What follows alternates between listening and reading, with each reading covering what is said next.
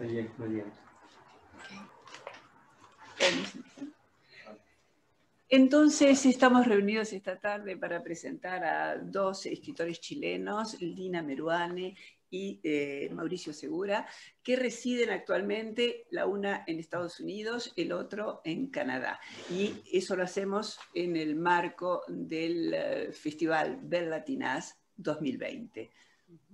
Además, en el contexto actual de esta pandemia que afecta a todo el mundo, inauguramos el festival con ustedes en forma virtual y para nosotros también es una primera vez, ¿no? Entonces, son ustedes los que abren este festival en forma virtual y estamos muy contentos de poder dialogar con ustedes y hablar sobre su obra.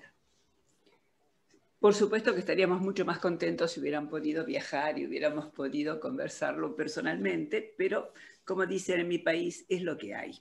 Vamos entonces a hacer una pequeña introducción para presentar la vida y la obra de cada uno de ustedes, presentación que será forzosamente insuficiente, pero aunque sea para aquellos que no las conozcan o que no los hayan seguido hasta ahora. Y voy a empezar por Lina. Lina nació en Chile en 1970, en una familia de raíces italianas y palestinas, y eso es importante si hacemos referencia a una parte de la obra. Comienza escribiendo cuentos y ejerciendo el periodismo cultural. En 1997 obtiene una beca del Fondo Nacional para el Desarrollo de la Cultura y las Artes, Fondart, para completar su primer libro. Al año siguiente publica ese primer libro, que es una colección de cuentos que se llama Las Infantas, y que fue muy bien recibido por la crítica y además, y esa me parece una referencia interesante, celebrado por Roberto Bolaño. Escribe luego 2 novelas más antes de partir a los Estados Unidos para hacer un doctorado en literatura latinoamericana en la Universidad de Nueva York. Y allí se le otorga la beca Guggenheim Foundation en 2004 por su novela Fruta Podrida y otra en 2010 del National Endowment for the Arts por Sangre en el Ojo, la novela que sigue. Y en 2011 gana el premio Anna Seghers en Berlín. Al año siguiente, el 20º premio Sor Juana Inés de la Cruz en México por la misma novela, y esto en ocasión de la Feria Internacional del Libro de Guadalajara. Actualmente estás enseñando literatura y cultura latinoamericanas en la Universidad Nacional de New York. También ha fundado y dirigido la editorial independiente Brutas Editoras, cuyas obras se han publicado, me gusta mucho el nombre, se han publicado en Santiago y en Manhattan. La obra, escrita en español, ha sido traducida en inglés, italiano, portugués, alemán y francés. Incluye la colección de cuentos Las Infantas, que mencionábamos hace un momento, de 1998, las novelas póstumas del año 2000, Cercada del 2000 también, Fruta Podrida del 2007, Sangre en el Ojo del 2012 y Sistema Nervioso de 2019. Ha publicado también una obra de teatro, Un lugar donde caerse muerta, en 2012, que es una adaptación a la escena de la novela Fruta Podrida y que fue representada en los Estados Unidos con la dirección de Martín Balmaceda. Ha publicado también 2 ensayos, Viajes virales, la crisis del contagio global en la estructura del SIDA en 2012, Volverse Palestina, volvernos otros en 2014 y una diatriba en la mejor tradición no de la literatura chilena sino colombiana, me parece, que se llama Contra los hijos y que reacciona contra el mandato social que se ejerce sobre las mujeres con respecto a la función maternal. En este marco tan vasto y tan variado, podemos identificar una serie de temas que prevalecen o que reaparecen sistemáticamente libro tras libro. Por ejemplo, la migración, las identidades múltiples o fragmentadas, el plurilingüismo, el desarraigo, y también una reivindicación permanente, aunque no siempre evidente en primer plano, de la autonomía y de la libertad de la mujer, de la familia y de sus peligros, del cuerpo y de la enfermedad que atraviesan, yo diría, la mayor parte de su obra. Seguimos. Bueno, ahora te toca a ti, Mauricio. Vamos a presentar a Mauricio Segura, también escritor chileno. Además de escritor, Mauricio Segura es periodista, guionista y ensayista. Nació en Chile, en el sur de Chile, en la ciudad de Temuco, en junio del 69, 1969. Sus padres, cuando él tenía 5 años, viajaron a Montreal escapando de la dictadura militar del general Pinochet. Estudió en Canadá entonces economía, se diplomó en 1992 y posteriormente obtuvo un doctorado en lengua y literatura francesas en la Universidad McGill de Montreal en 2002. Ha ejercido también diversas actividades periodísticas. Desde 2008 trabaja como director de contenido y creación en la producción Pimiento, Televisión en Cinema, porque también ha incursionado en el mundo del cine y la televisión. Ha sido profesor de creación literaria en diversas universidades de Montreal y ha dirigido también talleres de creación literaria en la Médiathèque de Nantes, Francia, y en otras universidades también de Quebec. Es miembro de la Unión de Escritoras y Escritores de Quebec y de la Sociedad de Autores de Radio y Televisión en Canadá. Siendo joven, adolescente, practicaba la música, era pianista, pertenecía a un grupo de jazz latino y en un momento, cuando tenía entre 15 y 16 años, decidió optar entre la literatura y la música y eligió la literatura. Su obra, su primer libro es es una novela que está situada en un barrio de Montreal que se llama Côte de Negre, y el libro se llama Côte de Negre, que fue publicado en 1998. Es así como él entra en el mundo literario. Esta novela describe cómo dos jóvenes que eran muy amigos desde la primaria, uno es latino y el otro es haitiano, en la secundaria se transforman en dos enemigos, cada uno es jefe de dos bandas étnicas rivales. Es una novela que se interesa en el fenómeno de las bandas urbanas.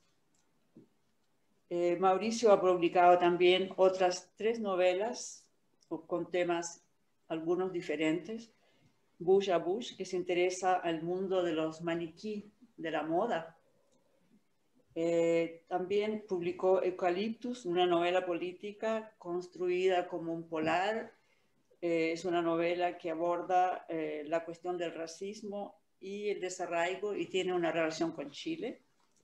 Después publicó una novela que se llama Oscar, que es una obra escrita con tintes de realismo mágico, inspirado en la figura de un músico, un pianista de jazz de Montreal, Oscar Peterson.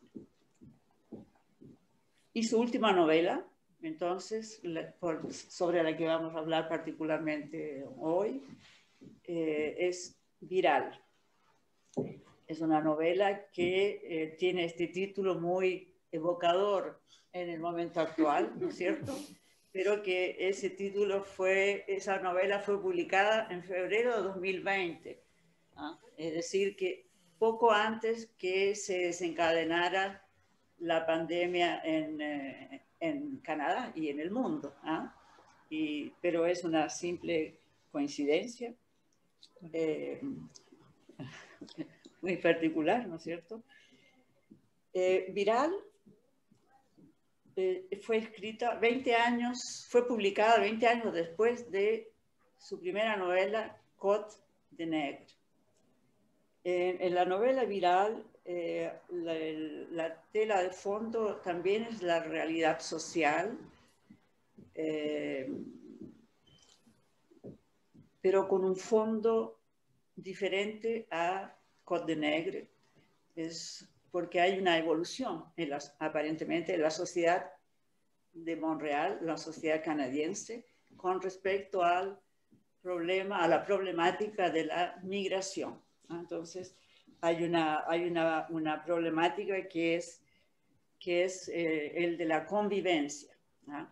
El de la convivencia entre las diferentes comunidades en Montreal, una ciudad que siempre se definió como multicultural, donde la vida era, diríamos, tranquila, ¿no? Y que a veces esa tranquilidad se ve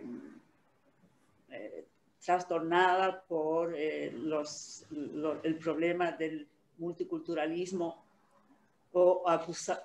donde se acusa al multiculturalismo, ¿no? Los malentendidos, los estereotipos. Y también en esta novela Mauricio Segura se interesa en un tema de actualidad que son las nuevas tecnologías, ¿no? Las nuevas tecnologías, es por eso que también que se llama Viral, ¿no? Porque la historia comienza con una altercación en un autobús en Montreal, donde se produce esta altercación que la chofer del bus, que es una mujer, que se llama Dominique en la novela, cierra la puerta del bus y no deja subir a un joven magrebí que está vestido con un atuendo típico del Magrebo. Y finalmente este joven, que se llama Sami, logra subir, pero inmediatamente se produce una altercación entre ellos dos, y la mujer que conduce el bus dice una frase provocativa, dice: la gente de tu clase, ¿no? En francés diríamos les gens de ton espèce, ¿no? Lo que inmediatamente provoca una reacción agresiva del joven magrebí y escupe el rostro de la conductora del bus. Esto entonces, esto es el comienzo de la novela. Esta parte es filmada por una joven que va en el bus, Lola, y ella lo difunde inmediatamente por las redes sociales. Es porque es viral, ¿eh? Viral. Entonces, es así como comienza la novela de Mauricio.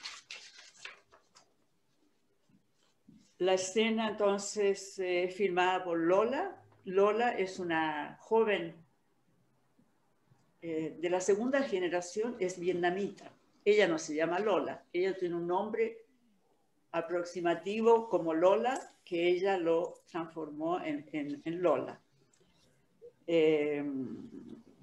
Y rápidamente entonces esta escena que se transforma en viral provoca una serie de interrogaciones en la población, y los comentarios abundan sobre si fue la conductora del bus la que fue agresiva y racista, o si el joven magrebí fue el agresivo y es un joven, como se piensa que muchos musulmanes tienen un desprecio por la mujer.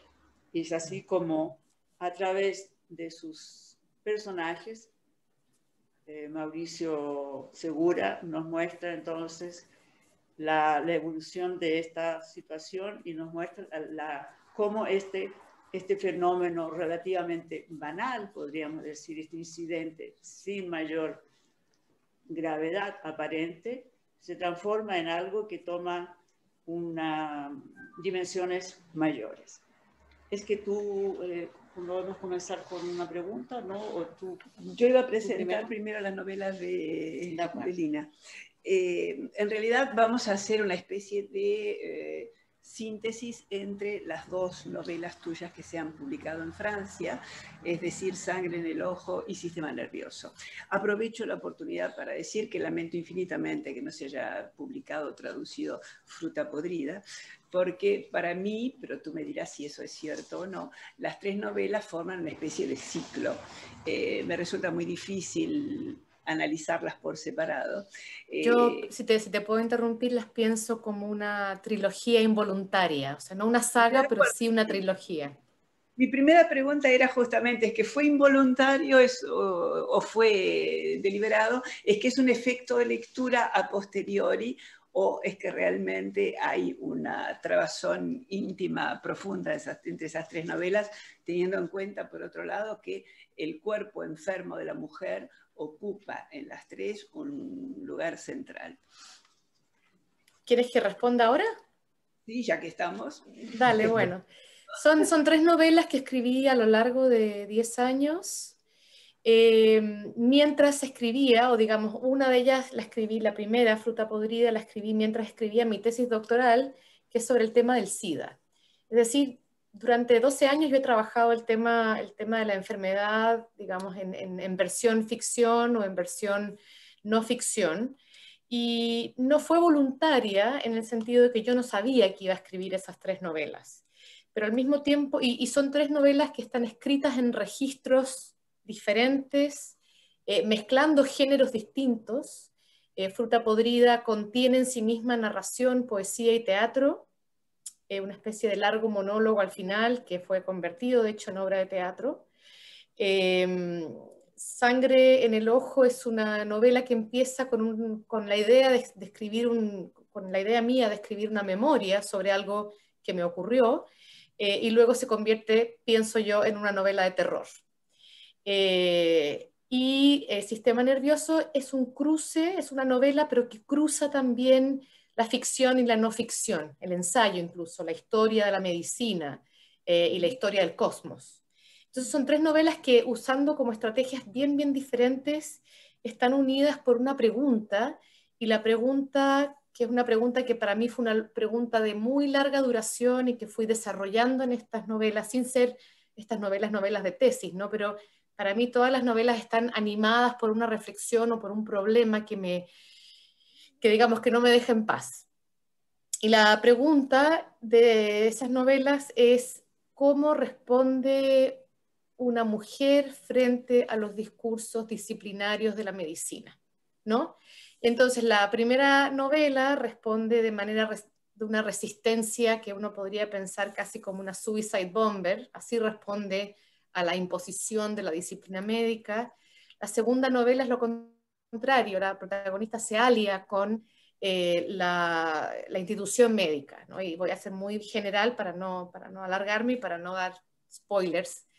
Y la tercera más bien responde de una manera diferente, y con esto creo que cierro yo, digamos, mis respuestas posibles a esta pregunta, y responde enfermándolos a todos, es decir, deshaciendo la idea de enfermo y sano y haciéndolos a todos enfermos, para ver cómo responden todos comunitariamente, familiarmente, sistémicamente a las imposiciones rudas, crudas, difíciles y a veces tiernas que impone el discurso médico.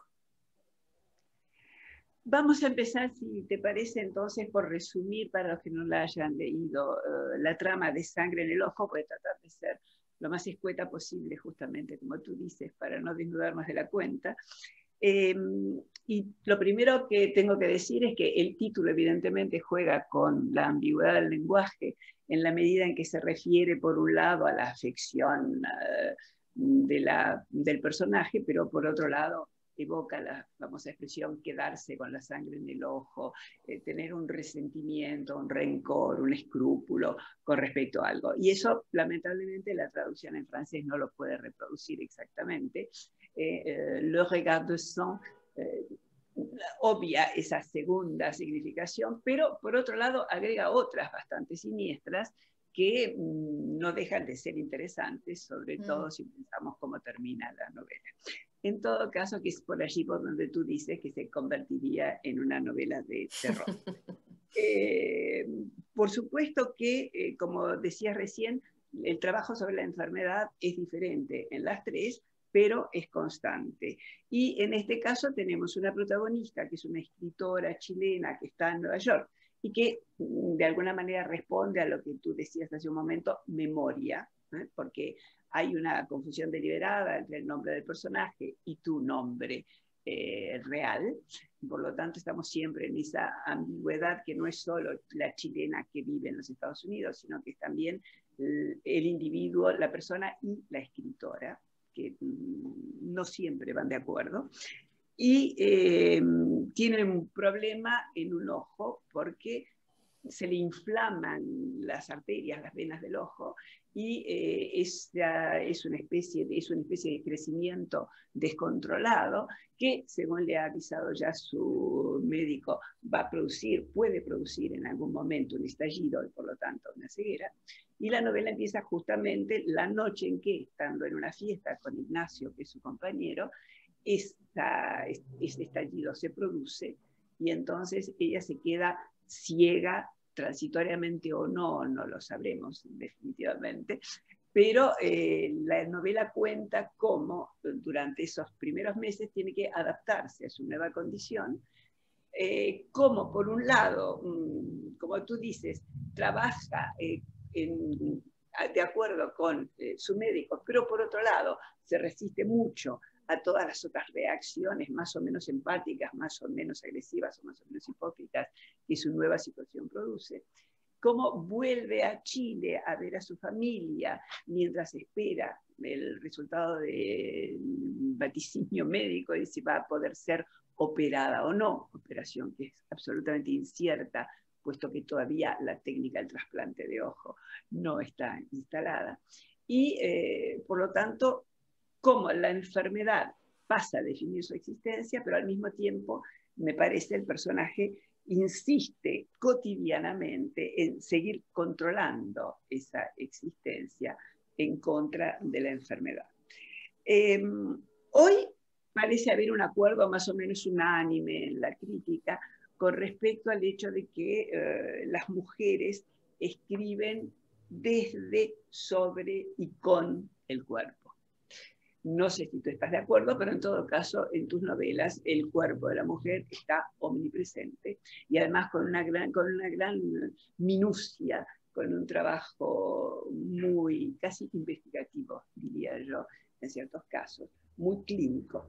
No, supongo que en la vida real es cierto que eres hija de médicos. Sí. Eso va más allá de la literatura. Entonces, lo que me gustaría preguntarte, y después habrá otros desarrollos de esa misma pregunta, ¿por qué esa especie de obsesión con la enfermedad? ¿Y cómo evalúas la capacidad metafórica de la noción de enfermedad para proyectarte hacia otras formas de patología? Porque en realidad en tus novelas no existe solo la patología individual, sino que todo eso funciona en un sistema de patologías sociales, de patologías políticas, de patologías científicas incluso. Entonces, por un lado, ¿por qué la obsesión de la enfermedad? Por otro lado, ¿hasta qué punto te sirve, la encuentras operativa para el ejercicio metafórico que termina proyectando ya en la última novela, ya no al sistema de la comunidad o al sistema político, sino al sistema cósmico? Bueno, como tú ya adelantaste, yo soy de familia de médicos, ¿no? Por lado de padre y madre, y siempre hacemos este chiste entre las hijas e hijos de familias de médicos, como uno se pasó todos los almuerzos, todas las sobremesas, todas las vacaciones, todos los tiempos libres, escuchando hablar de casos médicos. Y yo he dicho en algún otro lugar que el caso médico es un caso realmente fascinante como narración, como relato, ¿no? Porque realmente se parece mucho al relato de detective. Hay un asesino, digamos, al fondo de la historia que te puede matar, que es la enfermedad, y hay una serie de pistas que el médico o la médico tiene que determinar, digamos, quién es ese asesino. Y entonces yo creo que yo fui muy influenciada, no creo, estoy segura, convencida, tengo certeza de que fui muy influenciada por ese relato familiar, además de ciertas circunstancias personales de condiciones propias, ¿no? Y eso a mí creo que marcó mi atención y mi tensión con el cuerpo. Entonces, ahí está, digamos, el origen de esa preocupación, de ese interés, de esa mirada, que por un lado es doble. Por supuesto, agradecida de haber sido cuidada y al mismo tiempo atenta a lo que implica ese cuidado. Yo creo que es lo que estamos viendo hoy, que por un lado agradecemos los gobiernos que nos cuidan y se ocupan, digamos, de nuestra salud y que privilegian los cuerpos y no tanto la economía, pero al mismo tiempo nos sentimos asediados por unas dinámicas de control que sospechamos, ¿no?, pueden ir incluso más allá de las necesidades propias del cuidado de una pandemia. Y creo que ahí también, digamos, se establece mi relación con la cuestión del cuerpo y con la cuestión de la medicina. Ahora, a niveles metafóricos, por supuesto, el cuerpo está habitado por metáforas, ¿no? Si lo pensamos con cuidado, cada uno de nuestros órganos significa algo, ¿no? Esas son metáforas antiguas y las enfermedades también han tomado un cierto nivel metafórico, que es lo que una escritora tan importante como, y ensayista tan importante como Susan Sontag, define muy bien y explora muy bien en sus libros sobre la metáfora de la enfermedad, que son dos ensayos realmente emblemáticos, ¿no?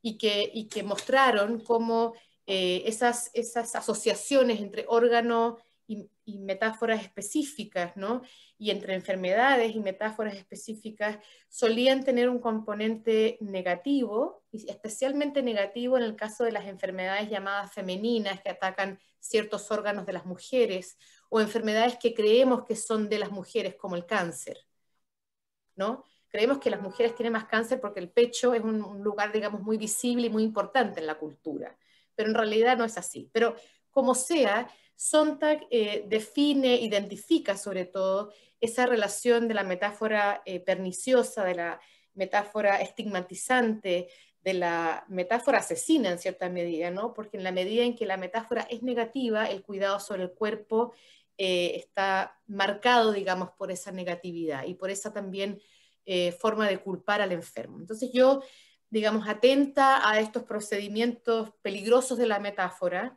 traté de repensar esas, o sea, utilizar esas metáforas y repensarlas, llevarlas a un extremo, rehacerlas, reciclarlas, digamos, dotarlas de otros contenidos y pensarlas en su variedad, ¿no?, dependiendo de la situación. Y ese es un trabajo que a mí me parece muy fascinante en la escritura, precisamente trabajar a un nivel no solamente riguroso y minucioso con las partes del cuerpo, sino que incluso con el lenguaje mismo. Y esa es una novela en la que la exploración de lo visual, del ojo y de sus metáforas está llevado a un extremo que a mí me divirtió mucho y me interesó mucho. Porque detrás de esa novela había algo así como 10 años de lectura y de anotación de cómo estaba visto y escrito el ojo, la ceguera y lo visionario en nuestra cultura occidental. Tú acabas de hacer alusión a la pandemia que nos está complicando la vida a todos en este momento y a las posibles lecturas de esa pandemia. ¿Es que te parece, Mauricio, que tienes una opinión con respecto a la pandemia actual, sea desde el punto de vista metafórico, sea desde el punto de vista de la lectura política o de las interpretaciones que han hecho muchísimos filósofos, escritores, politólogos en estos últimos meses con respecto a la pandemia? Lo que, lo que más me marcó, sobre todo al principio, me daba la impresión, desde el punto de vista de un escritor y un guionista, me daba la impresión de estar viviendo en una película, de, de ser un personaje, de ser un protagonista en una película. Tengo 3 niños y ellos mismos me decían eso: vamos al supermercado, papá. Y era toda una misión, lo cotidiano se volvió algo extraordinario, así como en estas películas catástrofe americanas de Hollywood. Y eso para mí fue, digamos, los primeros meses como escritor. Yo viví la pandemia sobre todo desde ese punto de vista. Estamos en una ficción apocalíptica y y nos cambia totalmente el cotidiano y los gestos más sencillos, como ir de compras al supermercado. Entonces, bueno, eh, después, bueno, habría tanto que decir sobre la pandemia y cómo la paranoia y los complots que, que todo esto ha generado. ¿Ah? Eh, bueno, digamos que lo otro que me impresiona actualmente es eso, es que gente que yo creía racional, gente que yo creía hasta amigos míos, escritores, eh, me, me- me cuentan, me relatan el punto de vista que tienen sobre la situación actual y sobre el manejo de los gobiernos y todo. Y muchos de ellos han caído en cierta paranoia y cierto complotismo y catastrofismo. Y actualmente realmente eso es lo que más me marca.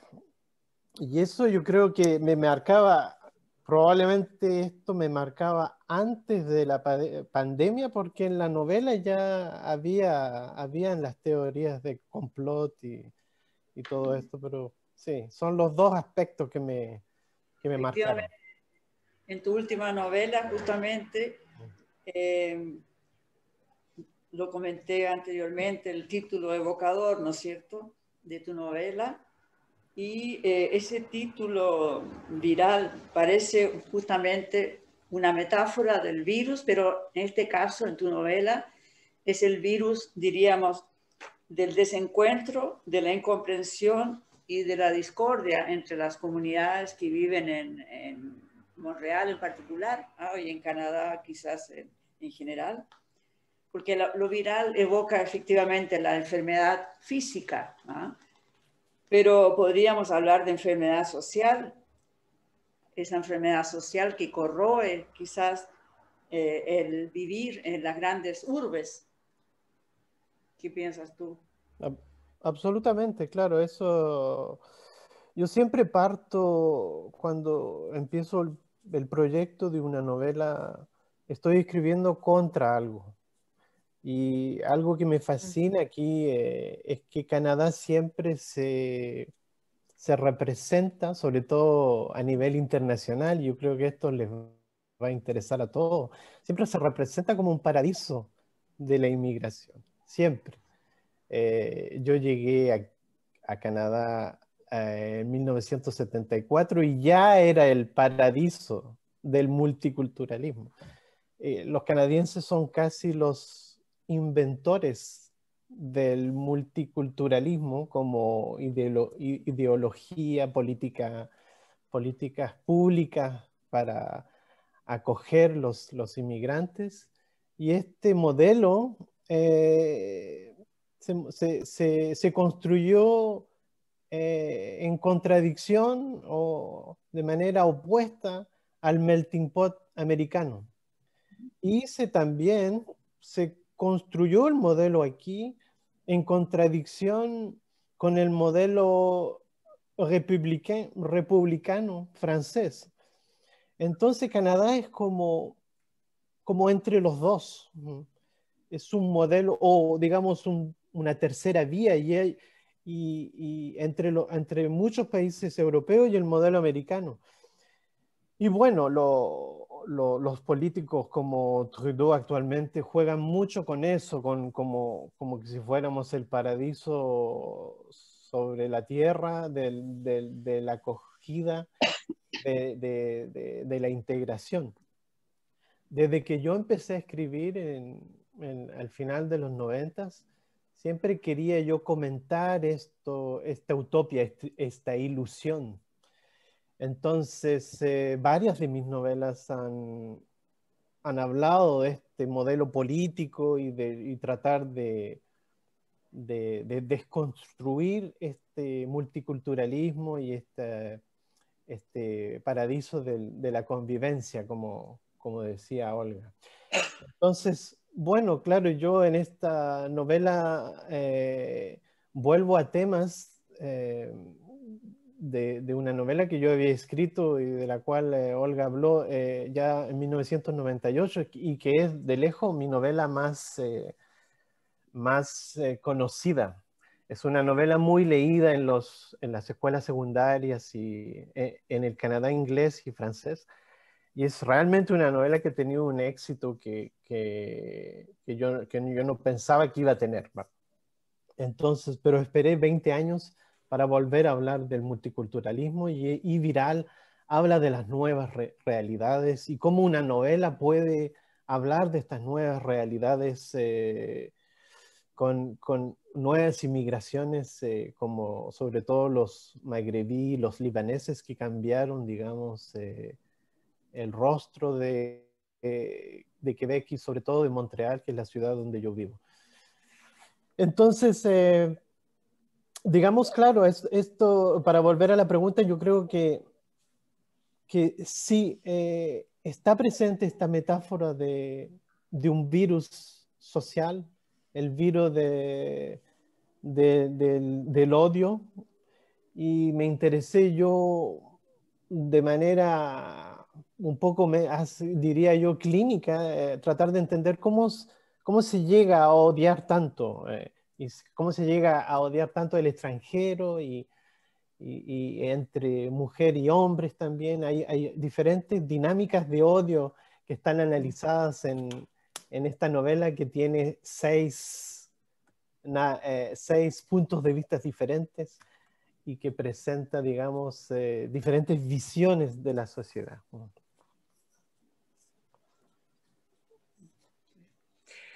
Yo voy a pasar, Lina, a otro punto. Después vamos a volver, creo, a la cuestión de la multiculturalidad. Habías dicho al principio que uno de los temas recurrentes, y tú lo has mencionado otra vez hace un momento, era el de la familia.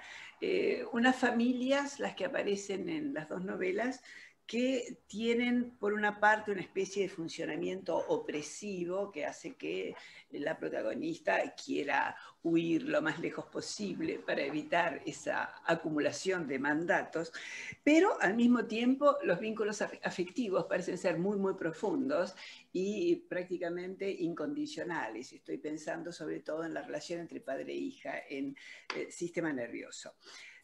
Ya se ha dicho que la familia es la cuna de todas las violencias y, sin embargo, uno tiene la impresión de que en tus novelas, además de esa violencia que está presente, hay una forma de amor que puede hasta llegar a ser sacrificial. A veces de manera irónica, o no lo sabremos al final de Sangre en el Ojo, o de manera muy concreta en Sistema Nervioso. Lo que me gustaría saber es si tú partes de un modelo de estructura y de relaciones y de afectividades familiares que se emparenta con una tradición, sea chilena, sea latinoamericana, por oposición a otros modelos familiares que pueda haber en otras culturas. Y en ese caso, ¿cuál sería, en última instancia, la función que tiene la familia como constructora, de alguna manera, y no me voy a meter con tu subjetividad, pero sí con tu literatura. Bueno, gracias por la pregunta de nuevo. Quería conectar un poco con lo que dijo también Mauricio. Me interesó mucho lo que cuenta de su novela y la cuestión del odio, ¿no? Que es este gran tema social hoy, más allá de la pandemia, que es el otro gran tema, ¿no? Esta epidemia de odio que tenemos entre gentes y que a mí también me ha interesado mucho y no sé si vamos a tener tiempo para hablar de eso. Yo también he hablado de ese odio, ¿no? Y por eso mismo me sorprende a mí misma que en las novelas, y en Sistema Nervioso en particular, donde también hay un trasfondo de odio y de comunidades migrantes desaparecidas, de un personaje que es un forense, ¿no? Que está en esa búsqueda de esa gente desaparecida, y donde ocurren en el fondo una serie de violencias contemporáneas. La pregunta que tú me haces tiene que ver con el amor. Y yo no había pensado realmente que estas dos novelas tienen este elemento muy fundante, que es la pregunta sobre el amor incondicional, ¿no? Que sería como el reverso. Yo siempre pienso que uno solo odia radicalmente a quien ha amado, y esa sería una pregunta para Mauricio, si podríamos pensar, digamos, en esa relación de intensidad. Pero no me daba cuenta, y gracias por la pregunta, de que hay esta pregunta sobre la incondicionalidad del amor. Yo también pensé un poco como Mauricio en esto de que un escritor o escritora un poco deshace los mitos o busca como escribir contra algo. Yo soy muy contrariante, también tengo hasta un título que es contra los hijos, o sea, ya más explícito imposible. Y una de las cuestiones es que yo me pregunto siempre si uno puede llevar esto que está en el lenguaje cotidiano de todos los días, por ejemplo, la promesa del amor incondicional, ya sea de padres y madres a hijos o de las parejas, sobre todo esa promesa de incondicionalidad y sacrificio que se le pide o se le pedía, yo creo que todavía se le pide a muchas mujeres, ¿no? Y quería pensar que ese mito romántico del amor incondicional, ¿qué pasaba si lo llevábamos a un extremo, ¿no? A su extremo literal, ¿no? Que salíamos un poco de lo romántico, fantasioso, ficcional y lo llevábamos a un extremo donde eso tenía que cumplirse rajatabla, ¿no? Y ahí me encontré, y por eso Sangre en el Ojo se convierte en una novela de terror, porque esa promesa puede ser realmente la cuestión más violenta y más tremenda, ¿no? Hasta cuando prometo amar por encima de todo y dártelo todo, ¿qué significa eso en términos muy, muy literales, ¿no? Ahora, es verdad que la incondicionalidad que se genera en sistema nervioso entre padre e hija pasa también por unos pactos secretos, ¿no? Por una serie de amores que están vehiculados de manera vicaria, ¿no? El amor por la madre de esa niña que murió, está dirigido hacia ella en oposición con la madrastra. Bueno, hay una serie de tensiones intrafamiliares que a mí me interesaban mucho. Y me interesa mucho el modelo familiar, porque el modelo familiar en cierta medida es una especie de laboratorio de las afectividades, a los amores y los odios y las tensiones que ocurren también a un nivel más macro en nuestra sociedad. Sobre todo cuando las familias hoy son mucho menos homogéneas de lo que fueron, ¿no? Nuestra globalización ha empujado a que nuestras familias también sean una mezcla de etnias, culturas, ideas, incluso a veces religiones, etc. Entonces me interesa, digamos, interrogar ese modelo, porque la novela, bueno, ustedes sabrán como lectores que la novela no se ocupa de lo sociológico, se ocupa, digamos, de enfocar en un lugar muy específico. Y entonces, al enfocar en ese lugar, yo enfoqué en la familia, ¿no? Y en la familia como constructora de su propio mito. Me parecía interesante esto que decía también Mauricio, cómo Canadá construyó, digamos, nacionalmente su propio mito que ha vendido muy bien en el exterior, y a mí me encantaría saber un poco más de ese mito y cómo se opone, digamos, al mito francés o al mito norteamericano. Pero la familia también construye su mito de amor incondicional, de buena relación, de legado, ¿no? De herencia. Y a mí me parece que ahí se pasan a llevar o se ocultan, ¿no? Una serie de situaciones mucho más complejas y tensas, ¿no? Como tú decías, las violencias, pero también los pactos, las complicidades, las traiciones, los secretos, ¿no? Que una como novelista intenta ir deconstruyendo o al menos visibilizando, ¿no? O interrogando. Con relación al tema justamente de la familia, quería interrogarte también, Mauricio, porque en tu novela, en Viral, hay entonces 5 personajes que son 5 protagonistas, que son aquellos que corresponden a los 5 capítulos de la novela. Son 5 nombres, ¿ah? Y entre ellos hay hombres y mujeres, hay 3 mujeres.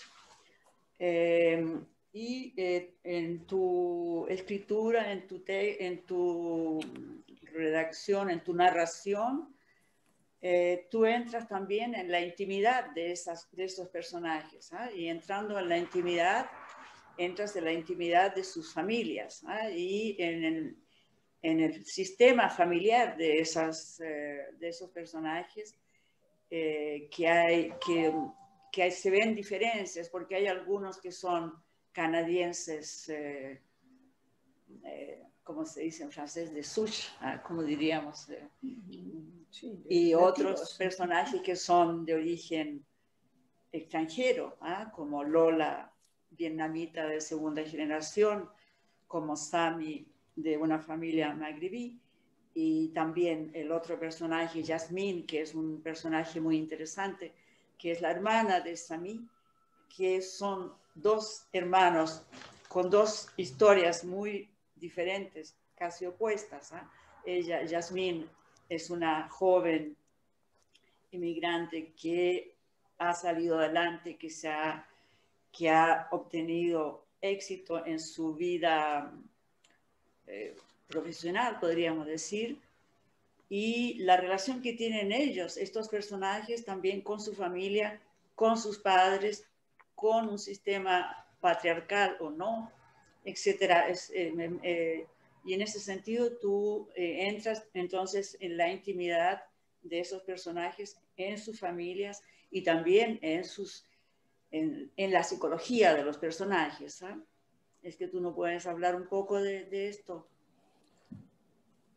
Mira, la familia en esta novela, en esta última novela, me describí sobre todo una familia marroquí, lo que fue todo un desafío para mí, porque, bueno, fui educado por 2 chilenos, vivo en Canadá y realmente tuve que hacer todo un trabajo de investigación, ¿no? Pero bueno, Canadá siendo un país, sobre todo Montreal, uno siempre, es un poco como en Francia, uno siempre tiene un amigo marroquí o algo, ¿eh? Entonces, con entrevistas y muchas discusiones, me costó mucho esto de presentar una familia creíble marroquí. Esto fue todo un desafío para mí, lo que no había tratado, pero para mí es importante que el escritor hoy salga un poco de sus raíces, de su intimidad, de lo suyo solamente, que algunas veces es muy difícil, ¿no? Tratar de describir la realidad psicológica, social y bueno, como decía Lina, todo esto, yo no soy sociólogo, me encanta la sociología, yo a tiempo perdido leo mucha sociología, ¿eh? Bourdieu, Touraine y todos estos sociólogos franceses, yo los adoro, ¿eh? Pero no somos sociólogos, somos escritores y las preguntas que hace la novela son diferentes. Son más de tipo el retrato y le récit. ¿Cómo se dice le récit? La narración. La narración son de tipo... Son preguntas de tipo narrativas y sobre todo son preguntas, las preguntas que hace la novela son preguntas que tienen que ver mucho con el lenguaje. Entonces para mí era importante también describir la dinámica de una sociedad, la dinámica intercultural, y mostrar que en el lenguaje mismo es casi inevitable que hayan malentendidos, porque llega gente con valores, con palabras diferentes, y con neologismos y bueno, todo este metizaje de lenguas, sobre todo en el capítulo de Camilo, que es mi adolescente de origen colombiano, eh, yo trato de abarcar esta problemática del lenguaje y de las relaciones interculturales. Pero para volver a la pregunta que tú haces sobre la familia para mí hoy está amenazada. Yo creo que todas las familias están un poco amenazadas con esta realidad paralela que es el mundo virtual.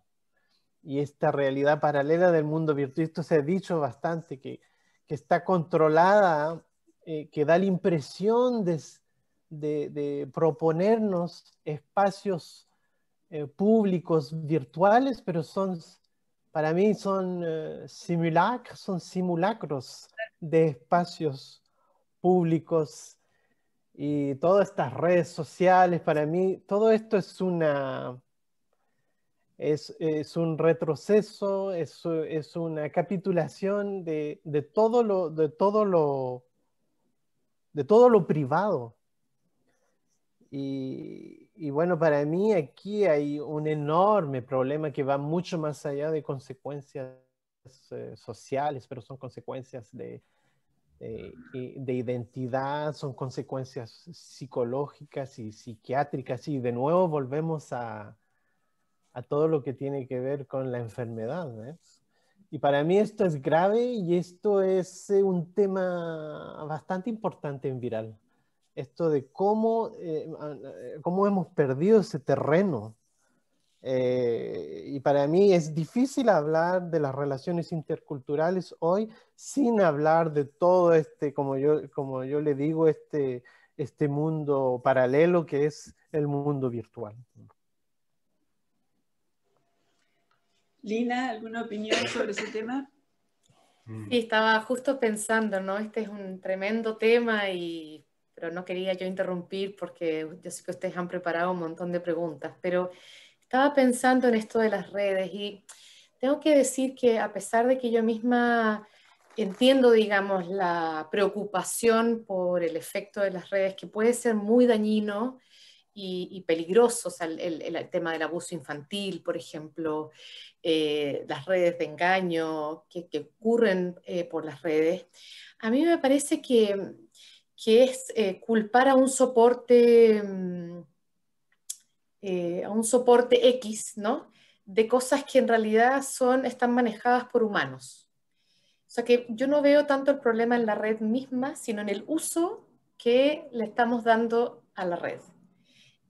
Por ejemplo, la pérdida de privacidad. La pérdida de privacidad es hasta el punto en que yo quiero mostrarme en la red. Yo puedo mostrar a mi familia, a mis hijos, mi desnudez, mis sentimientos, mis problemas afectivos, o puedo no hacerlo. Entonces me parece que hay también una idea de que estamos controlados por los sistemas de comunicación, cuando en realidad, y como que no pensamos suficiente en cómo nosotros participamos o los controlamos nosotros, o sea, nuestra propia agencia en el mal uso o en el buen uso de las propias redes. Y yo tengo que decir que en esta pandemia, digamos, agradecí que hubiera redes, porque estando en el extranjero, la soledad que podría haber generado estar, digamos, 24 horas al día durante meses en mi casa podría haber sido enloquecedor. Y también me permitieron las redes y todos los otros canales de comunicación hacerme cargo de la gente que está sola. Los viudos de la familia, las amigas que viven solos, los académicos, que además en el mundo académico hay mucha gente que está sola y que perdió, digamos, esa conexión con los otros. Ahora, me enloquece el Zoom como a todo el mundo, me cansa como a todo el mundo, pero siento que uno tiene que que el problema no es la red, es la educación que hemos recibido, la manera en que usamos nuestras redes, ¿no? Cómo los padres y madres de familia estamos, digamos, estoy usando un plural que no me corresponde porque no soy madre, pero cómo estamos usando, digamos, esas redes, cómo estamos educando a los peligros de las redes, porque antes de las redes, esas mismas peligros estaban en la sociedad y en la calle. O sea, no es que son nuevos peligros, ya estaban esos peligros. El punto es cómo nos prevenimos de esos peligros y cómo educamos al uso de esos soportes. Esa sería mi opinión personal. Enganchamos con otro tema que de todos modos está relacionado, si lo pensamos, en una progresión histórica. Y la palabra es esa, histórica. En tus novelas, la dictadura de Pinochet está presente, sea por alusión indirecta, sea porque aparece como un telón de fondo que de pronto se desgarra y deja ver lo que no se quería decir o lo que no se podía decir, o en sistema nervioso, con todas las interferencias que produce el trabajo del compañero de la protagonista, que es, como tú habías dicho antes, antropólogo, y que es una especie de antropólogo forense, es decir, que se ocupa de desenterrar huesos que en principio proceden de masacres que o son masacres de Estado o son masacres terroristas contra los inmigrantes. Razón por la cual, evidentemente, la idea del hueso que se desentierra está permanentemente presente y sirve tanto para un presente como para un pasado. E incluso en un momento dado, hablando de Chile, tú dices, ese país del pasado está sembrado de fosas aún sin descubrir. Y también dices, trabajando esa idea que reaparece constantemente sobre el error informático en la novela, existir y no estar es un error 410. Es decir, existir y no estar es el desaparecido, los infinitos desaparecidos también. Entonces, lo que quería preguntarte es, ¿qué relación mantiene tu escritura con la historia? Evidentemente, la literatura latinoamericana está saturada de historia y en los últimos 20 o 30 años se ha trabajado muy específicamente sobre los dramas del continente.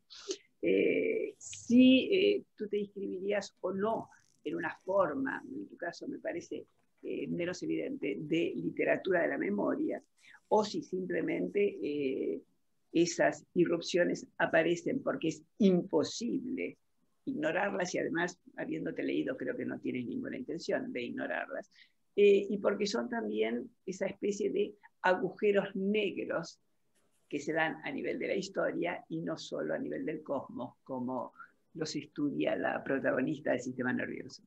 Sí, gracias. A ver, la historia. Lo que pasa es que, ¿cómo decirlo? Yo creo que no me he preocupado tanto de la historia en el sentido histórico de un pasado que una no conoció. Hay toda una discusión ahora sobre si los llamados hijos de la dictadura o hijas de la dictadura, y se ha hablado todo de un canon de los que estamos escribiendo sobre esas infancias que nos tocaron, ¿no? O remitiéndonos, digamos, a esas experiencias. Sobre si eso es memoria o posmemoria, si es historia o no es historia. Y yo siento que, bueno, en 50 años, claro que ya podríamos pensar que es historia, ¿no? Pero yo siempre pienso que esto es todo lo que me constituye, que es como parte de un pasado que todavía es mi presente. Y creo que mi generación, los escritores que estamos alrededor de los 50 años,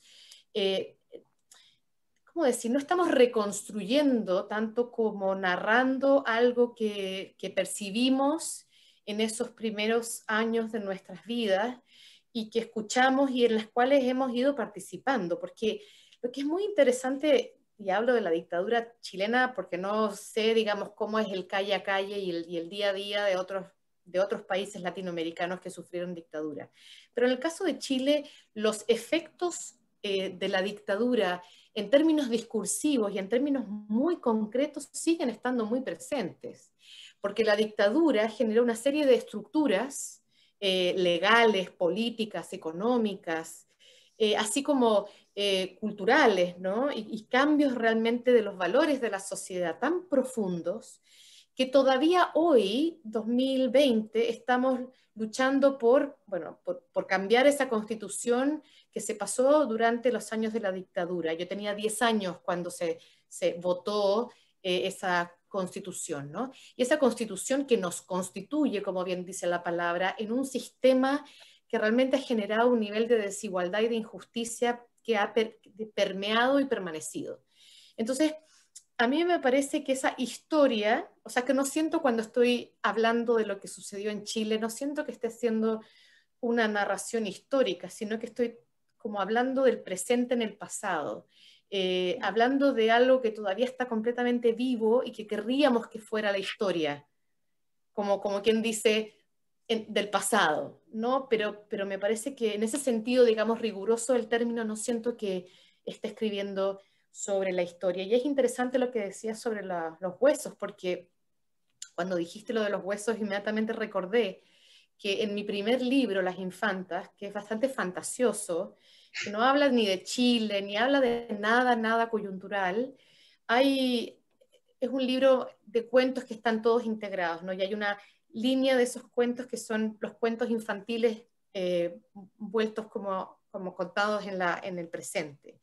Y hay una escena ahí donde también encuentran huesos en un agujero. O sea, esto de encontrar huesos y las fosas comunes y las fábricas de cal en las que tiraron unos cuerpos y los encontraron 15 años después. Eso es una imagen tan violenta que no constituye mi pasado, sino que constituye algo que me traspasa. Y yo creo que nosotros, digamos, los escritores de 50 años, estamos traspasados por ese pasado que sigue vivo y que todavía estamos lidiando con él. No sé si te contesto bien la pregunta, pero quería como deshacer un poco la idea de historia y convertirla más bien en una reflexión y en una constante reflexión del presente. Y quiero decir con esto que, por supuesto, no es una pura situación chilena el de la violencia.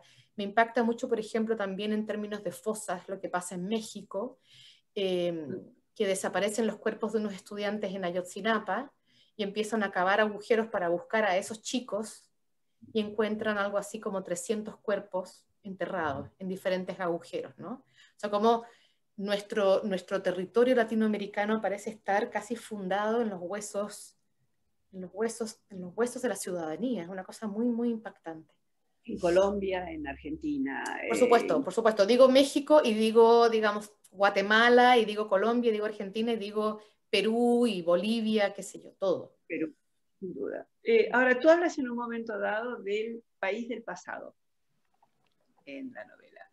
¿Y cuál sería el alcance entonces de ese pasado? Yo estoy de acuerdo contigo en que no es una historia, que está presente y va a seguir estándolo seguramente por 2 o 3 generaciones todavía, en el mejor de los casos, porque nunca sabemos si no se va a repetir. Pero cuando hablas del país del pasado, hablas del país de la infancia, hablas del país cuando vivías en él.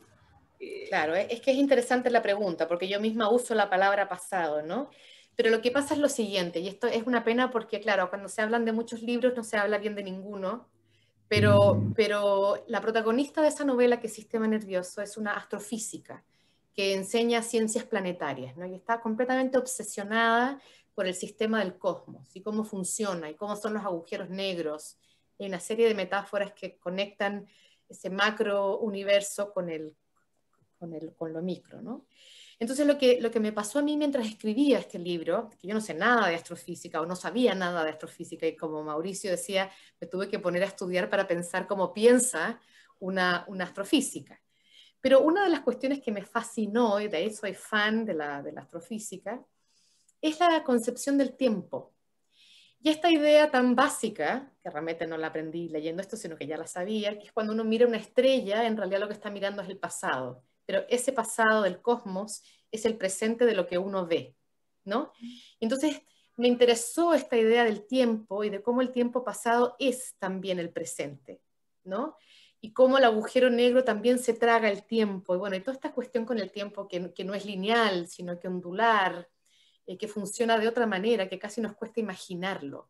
Entonces, cuando yo pensé en convertir, digamos, lo que sería Chile en el país del pasado y Estados Unidos en el país del presente, era también para para pensar, y de esto son cosas que uno enloquecidamente piensa y que a lo mejor nadie entendió de la novela porque no está dicho, pero que una piensa, es que este pasado es el presente de ella también. El país del pasado es al que ella regresa, ¿no? En su futuro, por así decir. Entonces, esa palabra que de alguna manera va siendo erosionada, va perdiendo sentido en términos lineales del tiempo, de la construcción ficticia en cierta medida, de una construcción lineal del tiempo. Mauricio hablaba hace un momento con Olga de la cuestión multicultural, de la cuestión del migrante, de los y las migraciones. Novelas también están atravesadas por esa, al menos por la dualidad chilena que vive en Estados Unidos, pero por otro lado, en Sangre en el Ojo, el compañero de la protagonista es español, por lo tanto ahí hay otra tercera línea cultural. Esa posibilidad de vivir en dos culturas diferentes, en dos espacios, en dos lenguas, desde el punto de vista del escritor y del intelectual, y esto van dirigida a los dos la pregunta, desde el punto de vista del escritor y del intelectual, ¿qué es lo que te aporta? ¿Cómo la evalúas? Said decía que era una posición ideal porque uno podía verlo todo a la distancia. Yo suelo decir que también soy argentina, que vivo en Francia desde hace muchos años, que no me comparo en absoluto con Said por otro lado, pero que me permite ser ni-ni, es decir, ser francesa cuando estoy en Argentina y argentina cuando estoy en Francia, y eso puede llegar a ser muy confortable. ¿Cómo ven ustedes esa perspectiva desde el punto de vista de lo que puede sumar a la escritura o al pensamiento? Quería agregar algo especial para Mauricio, porque Mauricio, a diferencia de Lina, Mauricio Segura salió de su país natal cuando tenía 5 años. Entonces, es que el país del pasado, es que puede ser para ti Chile. Es que porque en tu caso, entonces, podríamos hablar de dos países, es que podemos hablar de dos países y de dos tiempos. Sí.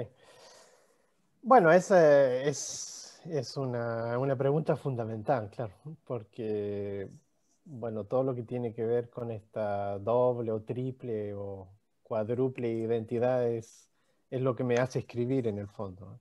Pero siempre me gusta contar que para mí el exilio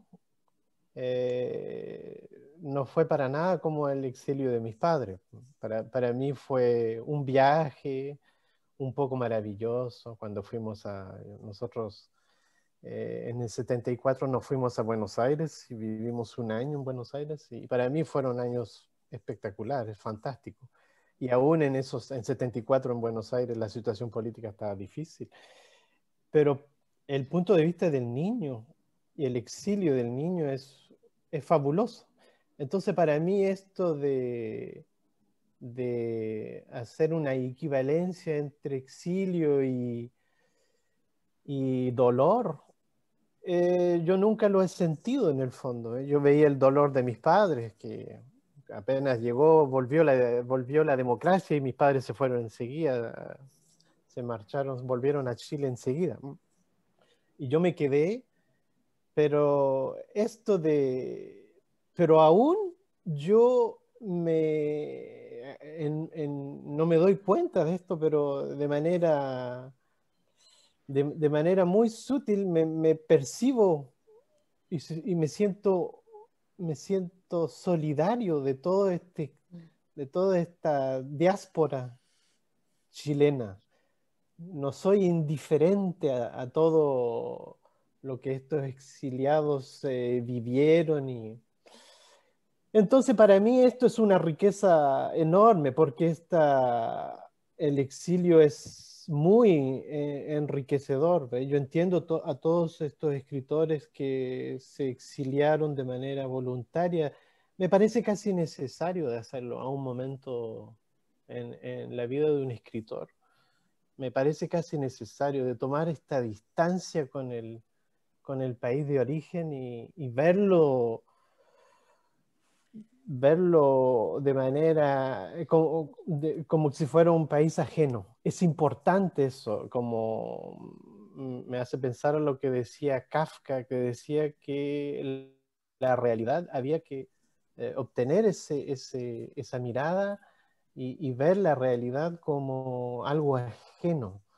Y eso, las diferentes pertenencias lo permite bastante fácilmente.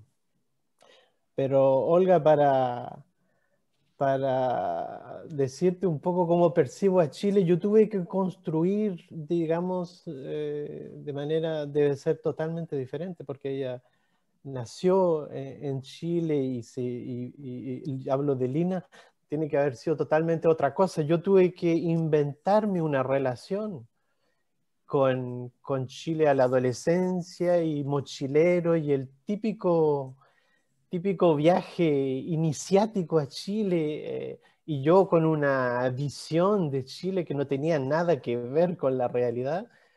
Y tuve un clash también con Chile adolescente y después, bueno, yo tengo amigos que no hicieron este trabajo y no tienen casi relación hoy con Chile.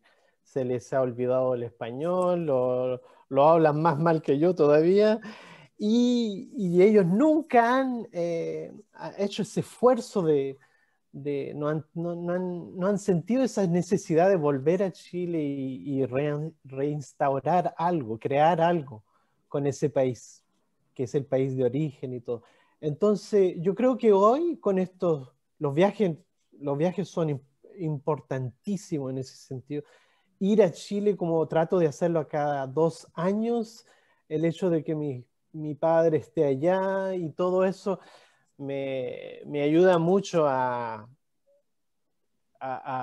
seguir sintiendo una gran pertenencia. Me ha ayudado mucho a seguir teniendo un lazo profundo con ese país. Gina. Sí, estaba escuchando con tanta interés y atención lo que estaba diciendo Mauricio, porque por algún motivo Mauricio me recuerda un poco a Bolaño. No lo sé muy bien por qué. Esta relación, este volver mochilero, bueno, en fin.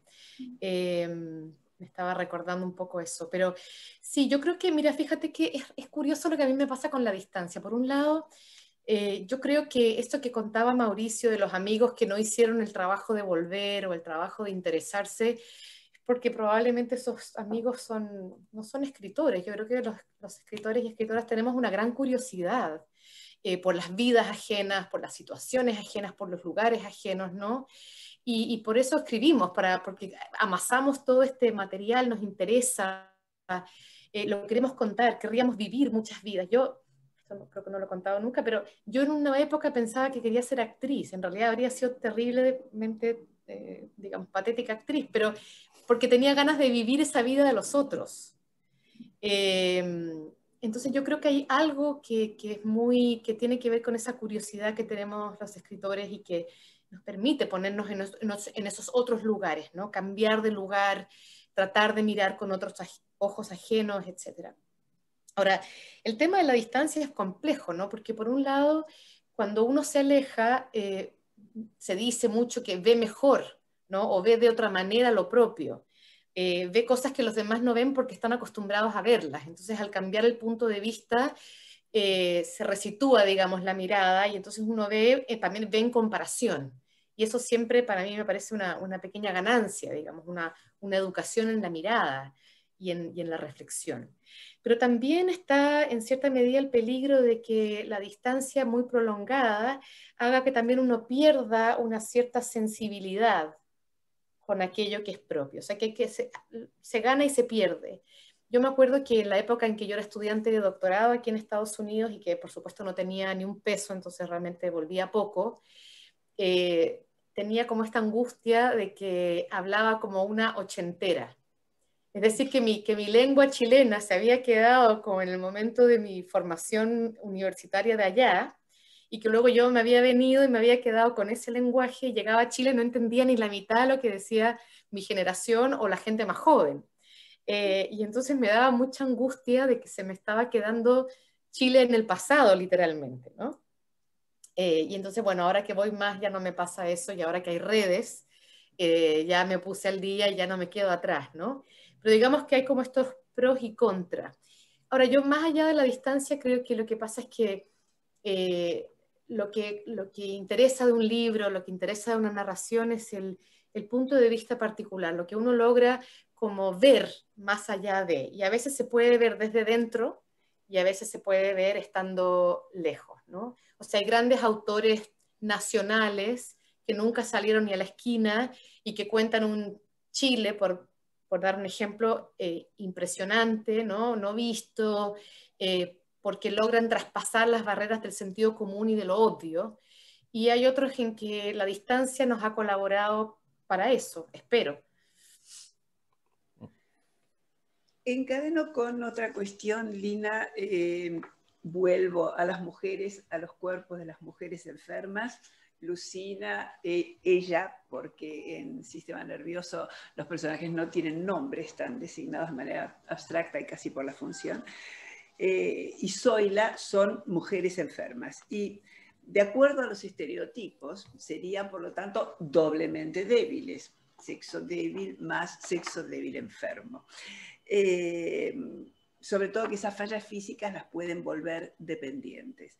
Y sin embargo, yo diría que cada una a su manera y con respecto a distintos planos y a distintos mandatos, las tres son resistentes, considerablemente resistentes. Las tres avanzan a tientas a veces en sus intentos de autodeterminación, a tientas, por supuesto, en el caso de Sangre del Ojo puede también ser literal. Y no se niegan a los afectos, pero no quieren dejarse canibalizar por esos afectos. Y lo que me parece muy interesante es que incluso imaginan ser ellas las que canibalizan, ser ellas las que dominan o eliminan, extirpan, y pienso en Zoila en este caso, a los agentes de la destrucción. Y a mí me gustaría saber cómo sitúas esa acción de mujer resistente en el contexto de los grandes movimientos feministas que se están produciendo hoy a lo largo y a lo ancho de América Latina. Sí, lo que pasa es que ahí hay toda una construcción del sexo débil, de la fragilidad. Es toda una construcción que también viene mediada por la medicina. El otro día leí un libro fascinante que se llama Desórdenes y Quejas, sería la traducción, de dos autoras donde hablan de cómo las mujeres de la clase alta, los médicos se encargaron de diagnosticarlas como enfermas e inútiles, sickly sería la palabra en inglés, y a las mujeres de la clase trabajadora como saludables pero enfermantes, ¿no? Peligrosas, contaminantes, ¿no? Y esto es todo como a través del siglo XIX, por supuesto parte era el negocio de los médicos de mantener a las mujeres como tiradas en unos sofás aburridas, enfermas de aburridas, digamos, para usar una expresión chilena. Entonces me parece que hay una construcción muy, muy cuidadosa en términos del poder y del patriarcado, ¿no? De poner a las mujeres en situación de debilidad hasta que quedan débiles, ¿no? Porque si alguien hace demasiado reposo, por supuesto que no tiene energía para nada. Y la verdad es que yo lo que veo, y sobre todo en Chile, lo que yo he visto son mujeres de una gran fuerza. O sea, la mujer campesina es lo más poderoso. La mujer mapuche es fuertísima. O sea, cuando uno realmente mira a las mujeres como son, lo que ve es una gran energía. Incluso las maternidades de estas mujeres son rabiosas y empeñosas, ¿no? Y a mí, yo vengo además de una tradición familiar de mujeres muy fuertes. Mi abuela se divorció, cosa que era un pecado innombrable en las clases medias, estudió una carrera y ejerció toda su vida. Mi madre de la misma manera, entonces yo como que tengo un modelo de mujer y una observación sobre las mujeres de una gran fortaleza. Entonces yo sí he intentado en mis libros mostrar, digamos, las fuerzas que hay en esas mujeres, incluso cuando son tácticas, ¿no? Cuando se hacen las débiles para conseguir lo que quieren, lo que Josefina Ludmer llama las tretas del débil.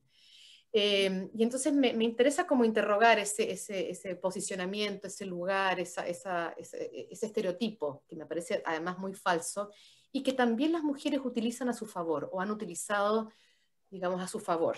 inteligentemente, porque a veces no tenían otra opción.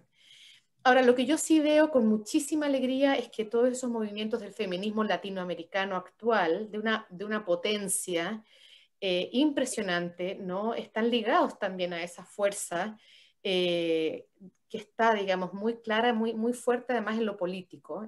Hay como un resurgir de lo político, de los valores del afecto, de la solidaridad, de la sororidad, ¿no? Que de pronto reaparecen, como si el péndulo de la historia por fin, digamos, volviera a ese lugar donde estuvo en los años del socialismo. En los años en que las mujeres se les dijo que podían soñar y conseguir, digamos, salir de los lugares estereotípicos. Entonces yo estoy muy involucrada, muy afectada en el doble sentido de la palabra y muy contenta también de ver cómo tantas mujeres jóvenes reivindican la palabra feminismo, que cuando yo era adolescente era una mala palabra. Era una palabra, no solamente una mala palabra, sino que una palabra pasé y una palabra inútil. Ya habíamos conseguido todo, ¿no? A la luz sobre todo de la violencia que se ejerce contra las mujeres en nuestras naciones, y no solamente, creo que realmente es muy importante que las mujeres hayamos despertado, digamos, intergeneracionalmente para exigir ese cuidado del Estado que además se ha retirado en el neoliberalismo. Mauricio, en tu última novela, Viral, tienes entonces 3 personajes de mujeres, algunas que tratan de emanciparse o que se emancipan, que son y que quieren salir adelante, ¿no? ¿Puedes hablarnos de esos personajes y darnos tu visión justamente del feminismo de hoy, porque no es el mismo justamente el mismo feminismo de los años 70? ¿No? Claro. Mira, son 3 personajes realmente totalmente diferentes, ¿no? Digamos, el primero es interesante. Tú la describiste un poco, es el personaje de Lola, que es una canadiense de origen vietnamita, y ella es un poco como yo, ¿eh? Siempre uno trata de encontrar algo que tiene en común con el personaje para poder describirlo. Ese es digamos, el aspecto del personaje que se parece a mí, es alguien de la segunda generación, ¿no? Y ella conoce todos los códigos canadienses, conoce todos los códigos también, conoce la mayoría de los códigos de su cultura de origen. Y ella vive de una cierta forma una rebeldía contra la cultura de su madre. Y la halla demasiado, ¿cómo decir?, autoritaria, quizás. Y al mismo tiempo, bueno, es ambivalente, las cosas nunca son tan simples, ¿no? Por una parte la haya muy autoritaria y muy patriarcal, como se nota en varias escenas de la novela, pero al mismo tiempo hay algo de ella en esa cultura y en esos códigos que son muy vietnamitas, y ella en muchas escenas ella reivindica todo ese leg, todo ese heritaje que tiene de sus padres, ¿eh? Entonces, si se quiere, digamos, describir su feminismo, es es un feminismo en el fondo muy canadiense, como el que se vive hoy, sobre todo, bueno, cuando uno habla de feminismo, nunca se puede hablar de un feminismo, se habla de mucho feminismo. Sí. Es un feminismo muy característico de los jóvenes, digo jóvenes porque son más jóvenes que yo, de los jóvenes de hoy de 25, 35 años, que es un feminismo, digamos, mucho más abiertamente militante, que, digamos, el feminismo de los años 90, digamos aquí en Canadá, que fue más callado, no tan reivindicativo, vindicativo. No vindicativo, pero digamos de que tiene ciertas metas precisas. Para ella, por ejemplo, las diferencias de salario son inadmisibles y que no hayan mujeres en posiciones de poder también. Todo ese discurso, ella lo comparte, pero al mismo tiempo lo que me parece que hace de Lola un personaje interesante, tiene todo este lado más, digamos, no quiero utilizar la palabra más tradicional, pero es algo más diferente, digamos, un modelo familiar. Ella creció en un modelo familiar no como sus amigas canadienses que era diferente. Entonces, digamos, para mí, ese personaje es el personaje digamos, presenta el feminismo más actual, que se oye más, digamos, aquí en Montreal. También podría decir solo una palabra, es un personaje más polémico, es el personaje de Dominique, que es un personaje también que tiene reivindicaciones feministas, pero es un personaje que ve solamente esos problemas, los problemas que tienen que ver con el feminismo, pero ella es ciega a todo lo que tiene que ver con las minorías culturales, y eso ella no ve nada de eso. Entonces, para mí, ese personaje es polémico, porque al mismo tiempo ella tiene razón en cierta parte en su posición, pero ella es ciega a todo lo que tiene que ver con todo otro tipo de injusticia social. Sí.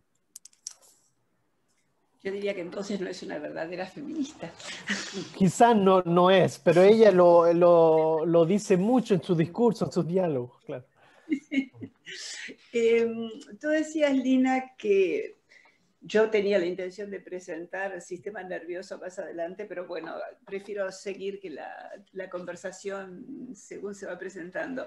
Pero tú decías en un momento dado que hay una especie de progresión en tu representación de la enfermedad porque en sistema nervioso están todos enfermos. Es decir, la protagonista está enferma porque tiene una mielitis y además otra serie de síntomas que uno no termina de saber si son reales o imaginarios, oportunistas o no, según los casos.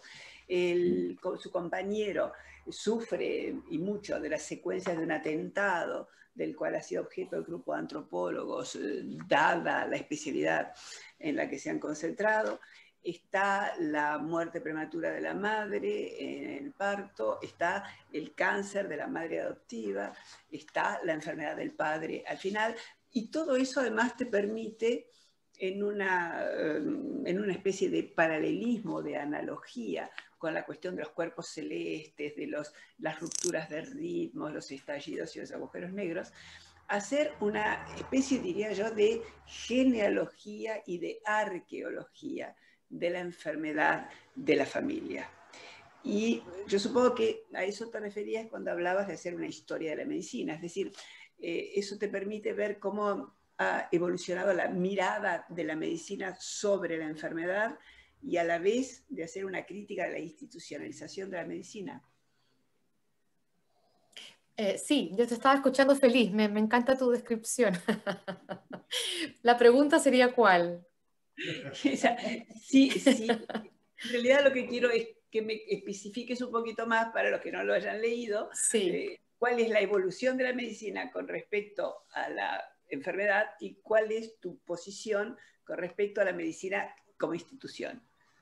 Sí, a mí una de las cuestiones que me fascina de la medicina, y he leído mucho sobre medicina, cada vez leo más, y bueno, con la pandemia volví, digamos, a repasar algunas cuestiones y a pensar algunas cuestiones. Y hay algo muy bello de la medicina, y es que la medicina en su origen es también una conjetura. O sea, había algo que me pareció muy interesante, y es que los saberes médicos, digamos, de la antigüedad clásica, son saberes muy conjeturales. Había una idea, por ejemplo, de que la circulación de los fluidos en el cuerpo o su mala circulación era la que generaba determinadas enfermedades, ¿no? O la idea, por ejemplo, de que el útero era móvil dentro del cuerpo de la mujer. Incluso cuando abrían los cuerpos veían cosas que no estaban ahí, como los viajeros, digamos, postmedievales. Entonces hay un nivel de conjetura en el que uno ve que la ideología del momento, digamos, se materializa en esa lectura, digamos, ficcional, poética incluso me parecía del cuerpo, ¿no?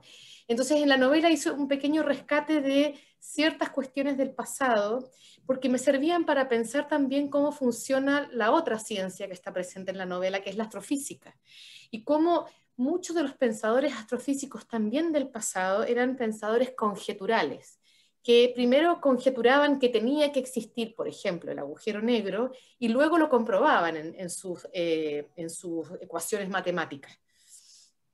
Entonces, esta idea de la conjetura, y la conjetura como una posibilidad de lo poético y de la imaginación, era una cuestión que me fascinaba y que quise traer, digamos, a colación en esta novela. Entonces se va articulando la historia de cada personaje, porque la novela está dividida en el relato de 5 personajes, a pesar de que en todos los capítulos aparecen todos los personajes, ¿no? Pero digamos que están centrados en las enfermedades de cada personaje. Y digamos, en esa estructura fragmentaria que digamos que todo lo permite, que me permitía ir contando más cosas, hay una serie de asociaciones que tienen que ver con la historia de la medicina y su conjetura y su poesía, ¿no? Y con la conjetura y poesía de la propia astrofísica, vis a vis conocimientos más contemporáneos que tienen que ver con una ciencia más objetiva, con un saber más prescriptivo también, pero que, por lo menos en mi idea, no deja de ser también una materialización de una ideología.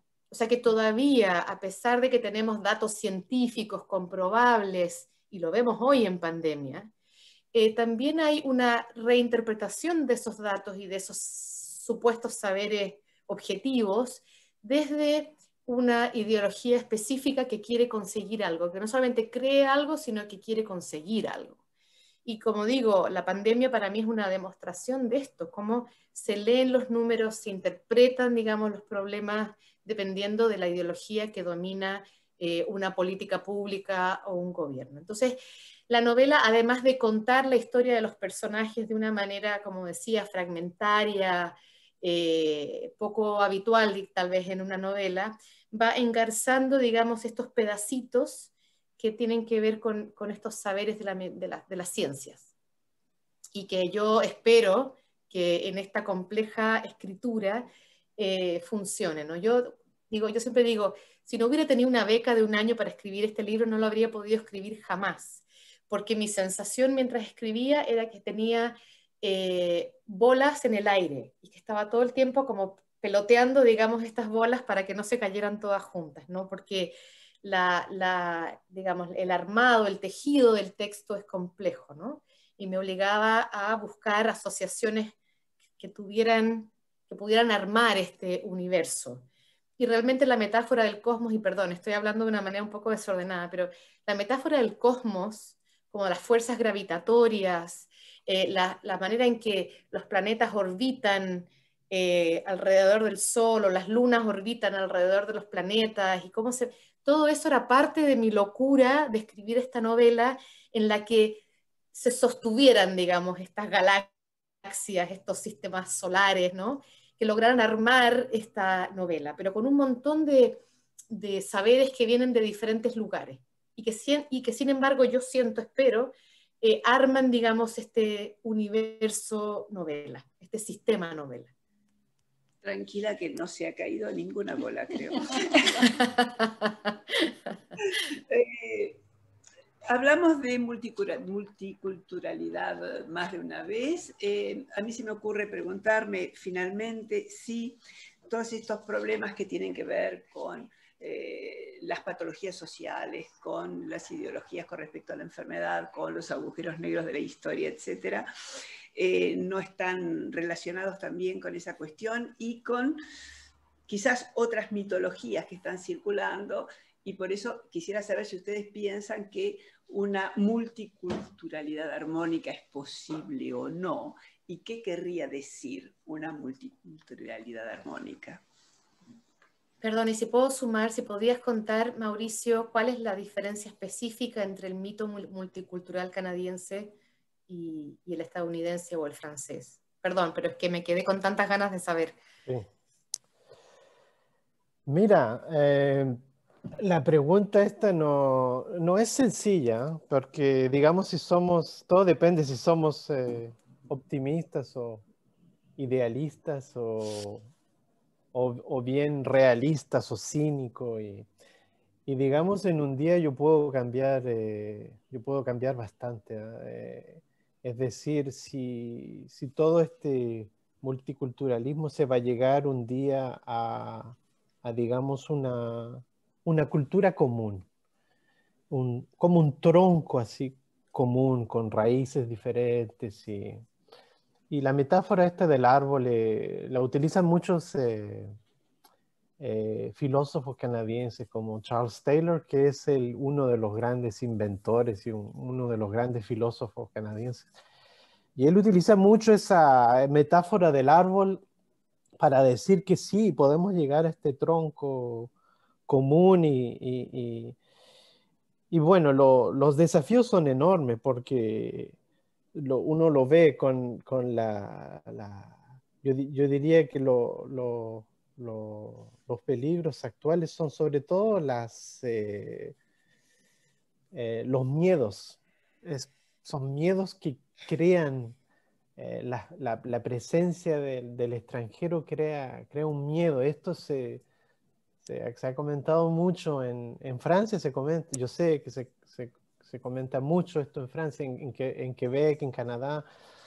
También esto de gente que, por ejemplo, aquí se han hecho, han habido fenómenos bastante tragicómicos. Por ejemplo, uno de los pueblos que menos toleraba a los extranjeros en Quebec era un pueblo donde no había ningún extranjero. Y lo único que ellos conocían de los extranjeros era lo que podían ver por televisión o por internet. Entonces, esto me puede parecer anecdótico, pero esto me parece importante, esto de los miedos que causan estos diferentes mitos y narraciones que trae la gente cuando llega a un país nuevo. Evidentemente que uno quisiera que todo esto se llegue a un mestizaje, y aún ha habido mucho mestizaje, como en ciudades como Nueva York y Montreal, son en gran parte, en muchos aspectos, son ciudades que son ejemplos de mestizaje, ¿eh? Y bueno, pero no todo es simple. Pero para responderte, Lina, el, el modelo del melting pot, bueno, tú lo conoces, es llegar a un país y querer dejar todo, la gran parte de tu heritaje y querer ser americano, sobre todo. Esa es digamos, el eje más importante, el principio más importante, y de ahí tú puedes celebrar de manera digamos, secundaria, algunos van a decir los cínicos folclórica, y creas una pequeña Italia y celebras así tu cultura de origen, ¿eh? Pero si tú le preguntas a estos italoamericanos cómo se sienten, ellos te van a decir, bueno, yo soy, antes que nada, soy un americano, ¿eh? Como dice Scorsese y Coppola y todos estos artistas que todos conocemos, ¿eh? Lo mismo con los escritores. Entonces, el melting pot es un modelo, si uno no tiene miedo de las palabras, bastante asimilacionista, claro. El modelo, pero celebrando, dando espacio, sí, a una cierta celebración cultural de la cultura de origen. El modelo francés no lo conozco tan bien. Yo viví 2, 3 años en Francia y me pareció también un modelo donde se exigía mucho del inmigrante que en el nombre de la República y de los valores de la República, que él también dejara de lado gran parte de su heritaje, pero a la francesa, es decir, la palabra que me viene de una manera más dirigista, sí. Pequeñas Italias, si yo no me equivoco, pequeños barrios así, fuertemente marcados por un país como en Estados Unidos y en Canadá, casi no existen realmente. Esa realidad es más complicada, o si existe, no necesariamente lo celebramos. Como estuve el año pasado en Arles, y la gente me decía, sí, existe toda una parte del barrio donde es como un petit Maghreb, el pequeño mundo de los magrebí. Pero al mismo tiempo yo veía que había mucha gente que lo veía de manera muy despectiva, que esto era involuntario, ¿ves? En Canadá es algo radicalmente diferente estos dos modelos, en el sentido de que tú puedes decirte, aquí hay dinero y hay políticas públicas para que tú te sientas bien y que organices y que celebres con políticas públicas, con dinero, puedes celebrar tu chilenitud, por ejemplo. Yo cuando era niño crecí con amigos chilenos, teníamos campeonatos de fútbol, teníamos la Copa Allende, teníamos peñas, yo conocí las peñas aquí, y celebrar, comer empanadas y todo esto, y bailar cueca. Yo bailaba cueca y yo bailaba como los bailes de Chiloé todavía. Conozco Yo nunca aprendí a bailar cueca, eso, perdón. y seguramente que conozco mejor que tú cómo bailar estos bailes Chiloé porque me los impusieron tanto, porque había dinero y había una voluntad política y al mismo tiempo y había un deseo de los padres había una nostalgia muy grande por Chile, entonces todos estos bailes tradicionales, bueno, yo todavía sé bailar cueca y me impresiona cómo sé bailar cueca muchas veces mejor que gente en Chile. Entonces todo esto es el fruto de políticas culturales del multiculturalismo. Aquí decir, si alguien dice, yo me siento chileno antes y después canadiense, la gente no se va a enojar, no se siente enojada, dice, eso es normal, así es, y este es un país de inmigración.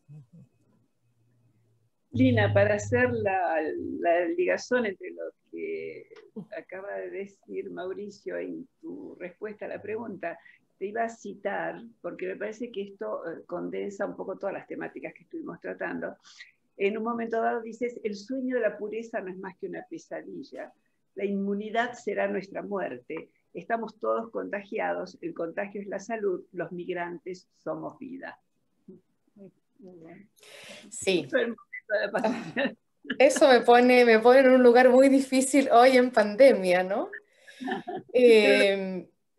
Pero bueno, pero sí, eso creo que está en mi última novela, si no me equivoco. A ver, lo que me pasa es que, claro, yo he hecho una reflexión sobre precisamente lo que hablaba Mauricio, por eso tenía tanto interés en entender el caso canadiense que no conozco, que me parece un caso muy interesante, ¿no? Porque yo misma soy nieta de un proceso asimilatorio por dos lados. O sea, mi lado paterno es el lado palestino que llegó a Chile de manera masiva. Chile tiene una comunidad que llamamos chilestina, porque es la más grande fuera del mundo árabe. Fue, digamos, no solamente, o sea, eran los palestinos, los libaneses y los sirios, y los jordanos, etcétera, pero eran sobre todo palestinos, ¿no?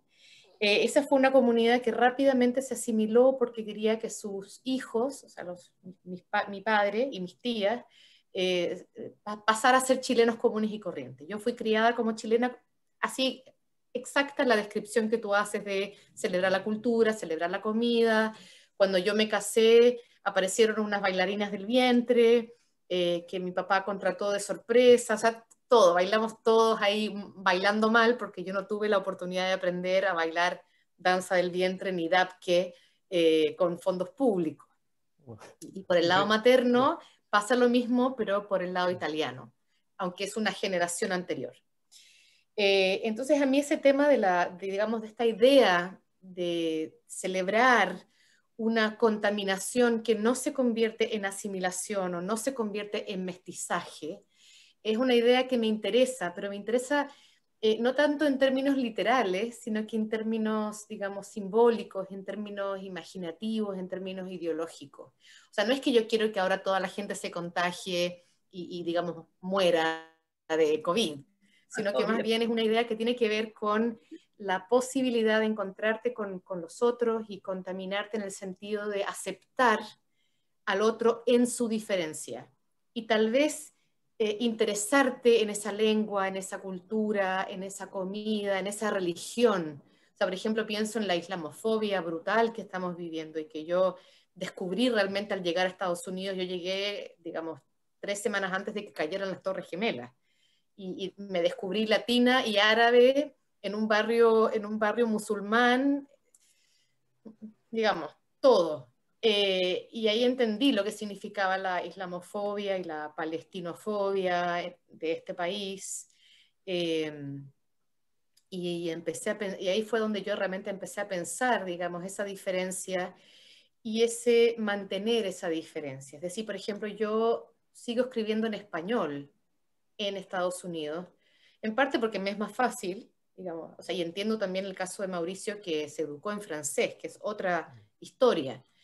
Pero yo he mantenido el español y realmente muy rara vez escribo literatura en inglés, porque siento que mantener esa diferencia y pensar que los editores deberían, tal vez, los editores que publican autores internacionales deberían interesarse en las otras lenguas, por lo menos a un nivel de lectura, es importante, ¿no?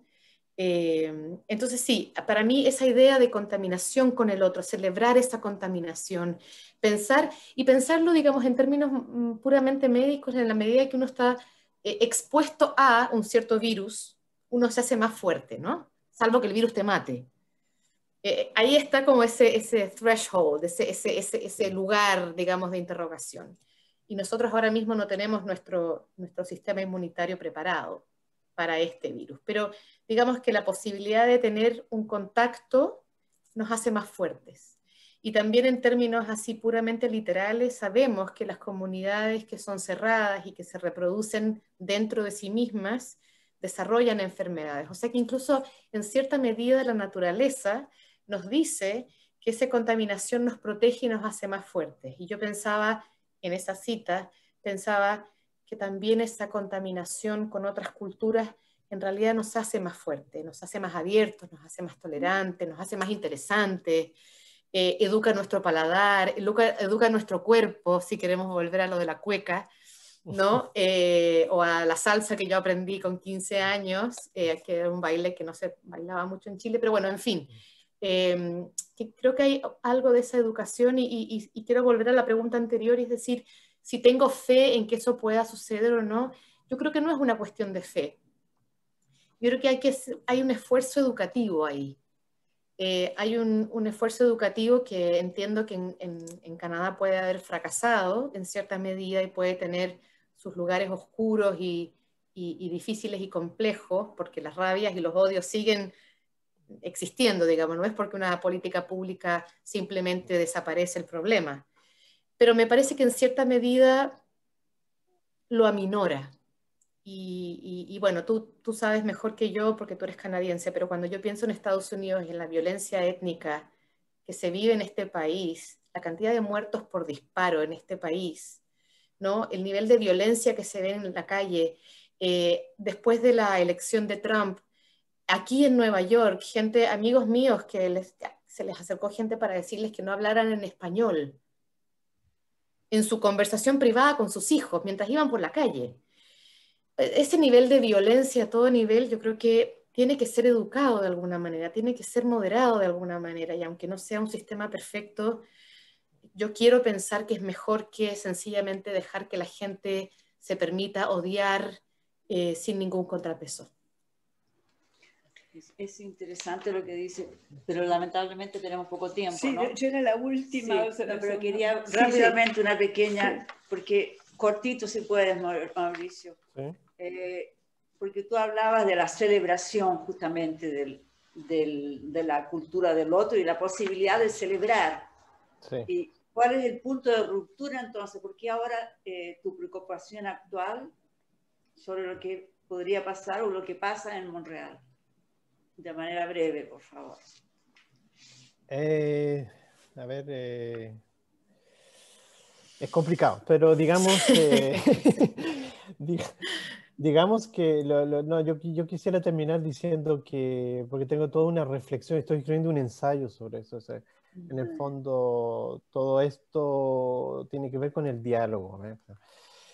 ¿Por qué se rompió el diálogo? Bueno, volvemos un poco a todo lo que pasó desde el 92, 93, redes sociales, y mira, Lina, tú todo lo que dijiste, yo concuerdo, todo lo que dijiste con lo que tiene que ver con eso, las redes sociales también nos unen, ¿ves?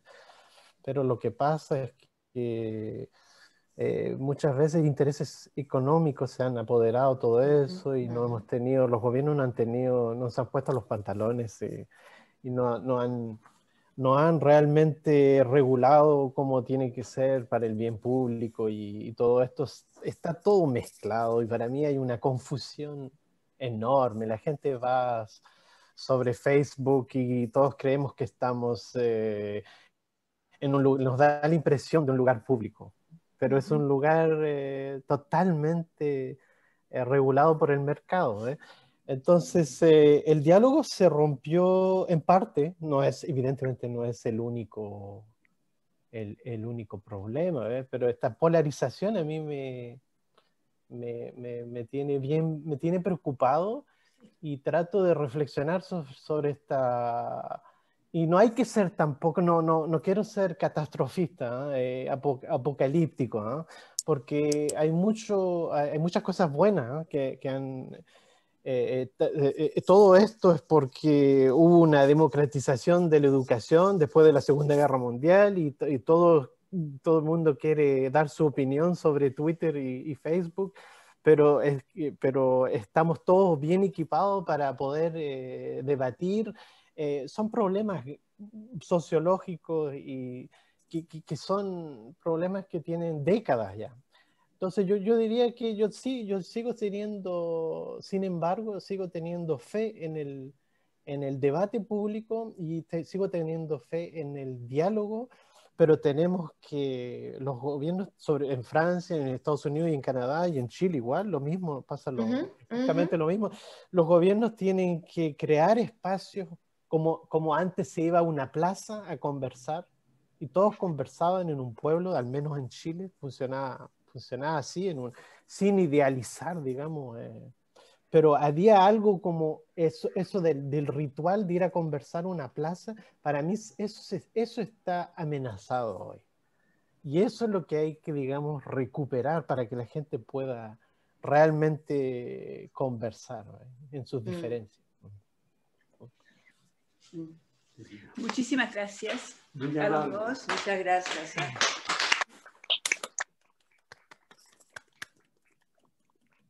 Daría para mucho más, pero será el año que viene quizás frente a frente, en directo. De todas maneras lo vamos a poner en línea. En algunos minutos va a estar en YouTube. Bueno, muchísimas gracias por las preguntas, por el cuidado, el cariño. La verdad es que ha sido para mí un lujo de conversación con Mauricio, conocerlo, escucharlo. y bueno, y estar con ustedes. Así que muchísimas gracias. Gracias, Igualmente, gracias. Muchas gracias a todos. Muchas gracias, Lina. Muchas gracias. Hasta luego y hasta el año próximo. El año próximo. Cuídense. Eso espero.